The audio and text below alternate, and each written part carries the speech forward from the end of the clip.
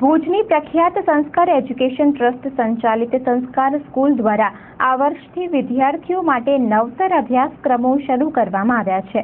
ખાસ કરીને સંસ્કાર સ્કૂલ ઓફ હ્યુમેનિટીઝ દ્વારા ધોરણ 10 પછી ગણિત, વિજ્ઞાન, નામું, આંકડાશાસ્ત્રમાં રુચિ ન હોય તેવા વિદ્યાર્થીઓ માટે graphic designing, fashion designing, photography, પત્રકારત્વ સહિતના અભ્યાસક્રમો શરૂ કરવામાં આવ્યા છે. આ ઉપરાંત એક્સપર્ટ ફેકલ્ટીની ઉપસ્થિતિમાં સાયન્સ સ્કૂલનો પણ આ વર્ષથી પ્રારંભ કરવામાં આવેલ છે. આ અંગે સંસ્કાર સ્કૂલ ખાતે વિદ્યાર્થીઓને માર્ગદર્શન આપવામાં આવ્યું હતું. સંસ્કાર સ્કૂલના ડાયરેક્ટર શ્રી કિરીટભાઈ કારિયાએ આ અંગે ચંચળ ન્યૂઝ સાથે વાત કરી હતી.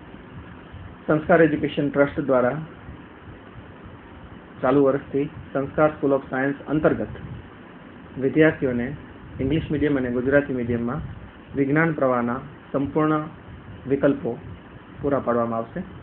આ અંતર્ગત વિશેષતા એ છે કે જે શિક્ષકોની ટીમ છે એ ખૂબ જ અનુભવી પસંદ કરેલી ટીમ છે. દરરોજ 7:25 થી 4:25 એટલે કે ડે સ્કૂલ કોન્સેપ્ટ દ્વારા ગુણવત્તાસભર શિક્ષણ, નીટ અને જીનું દરરોજનું માર્ગદર્શન, ખાસ કરીને વિદ્યાર્થીઓને પ્રેક્ટિકલ્સ ઉપર ભાર, કારણ કે વિજ્ઞાન પ્રવાહની અંદર જો વિદ્યાર્થીઓ પ્રાયોગિક ધોરણે તૈયાર નહીં થાય તો નીટ જી માટે એમને તૈયાર થવું ખૂબ જ મુશ્કેલ ભર્યું બનશે.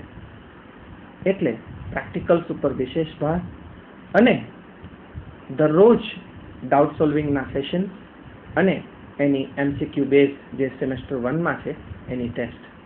આ આયોજન 5 કલાકના કે 5.5 કલાકના શાળાકીય સમયની અંદર પૂર્ણ કરવું લગભગ અશક્ય હોવાથી આ અમે ડે સ્કૂલનો કોન્સેપ્ટ દાખલ કરી રહ્યા છીએ. 7:25 થી 4:25 અને નિષ્ણાત શિક્ષકોની દરેક વિષયમાં મોટા ભાગે 2 શિક્ષકોની ટીમ દ્વારા એક વિજ્ઞાન પ્રવાહની જે ઉચ્ચતર કક્ષાની સેવા, જેના માટે આજે ભુજ અને કચ્છના વિદ્યાર્થીઓને બહાર જવું પડે છે, રાજકોટ, સુરત, બરોડા, અમદાવાદ જેવા શહેરોમાં, એ હવે ભુજ આંગણે સુલભ બની છે.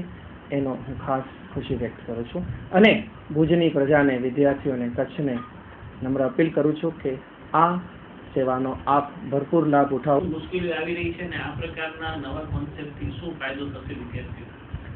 વિજ્ઞાન પ્રવાહ ક્ષેત્રે અત્યારે છેલ્લા 6 મહિનાથી હું ખૂબ અભ્યાસ કરી રહ્યો છું. એ અંતર્ગત મને જાણવા મળ્યું છે કે એક વાલીઓના મનમાં અને વિદ્યાર્થીઓના મનમાં ક્યાંક ડર બેઠેલો છે, નીટ અને જીનો ડર.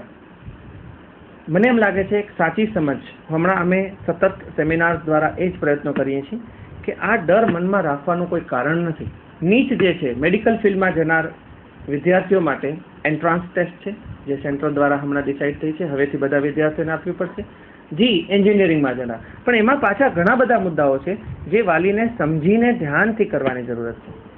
ઘણા પ્રશ્નો એવા ઉપસ્થિત થાય છે કે GSEB અને CBSE, ગઈકાલના જ ન્યૂઝપેપરની અંદર પ્રસ્તુત થયેલું છે કે GSEBમાં ભૌતિક શાસ્ત્રનો અને CBSEમાં ભૌતિક શાસ્ત્રનો અભ્યાસક્રમ સરખો છે, જ્યારે બાયોલોજી અને કેમેસ્ટ્રીમાં જે અભ્યાસક્રમનો થોડોક પણ ડિફરન્સ છે એ પણ આ વર્ષથી ગુજરાત રાજ્ય સરકાર દ્વારા એ અભ્યાસક્રમ એને ચેન્જ કરવામાં આવી રહ્યો છે. તો ઇન ધેટ રિગાર્ડ ગુજરાત રાજ્યના વિદ્યાર્થીઓને આ સમસ્યા આવવાની જરૂરત નથી. હા, નિયમિત પ્રેક્ટિસ ભણવાની સાથે સાથે નીટ અને જીની કરવી જ રહી.